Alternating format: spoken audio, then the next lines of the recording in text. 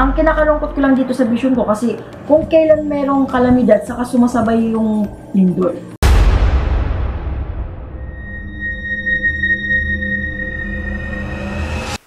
Hello po mga Kapi-TV, sa video na ito ay tatalakayin natin ang kakaharapin na pinakamalalang trahedya sa Metro Manila ayon sa mga visions ni Madam Rudy Baldwin.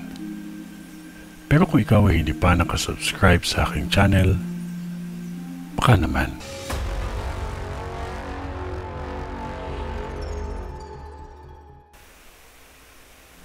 Itong mga lugar na ito sa Metro Manila, nakikita ko ang malaking sunog. Kailangan ko ito ma-post dahil mahirap ang masunugan upang lahat ay makapag-ingat. May magaganap na malaking sunog po dyan. Magpapasko na at walang may gusto na masunugan. Ang iba nagre-reklamo kung bakit puro sunog ang nasa vision ko. Yan po kasi ang ipinakita sa akin, kaya yan din ang aking sasabihin. Kaya nang sabi ko, tao lamang ako at hindi ako Diyos.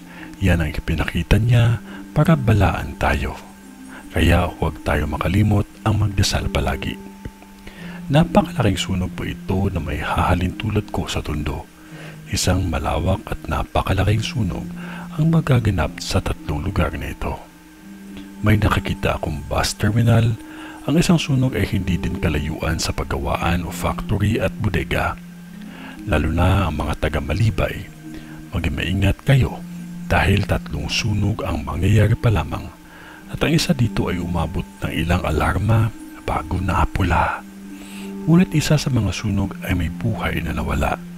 Uulitin ko, ang isang sunog ay umabot ng ilang alarma at ang isang pang sunog ay umabot sa pangalawang alarma at ang isa pa ay naapula nila, ngunit sobrang laki ng pinsala na dulot nito. May nakikita akong hostage na magaganap pa lamang dahil sa katwiran ng taong yan ay hindi niya kinaya ang stress at hirap ng buhay. Bumigay ang kanyang pag-iisip sa problema. Maging maingat pa din at mapagmatyag sa lahat ng mga driver bago matapos ang taon.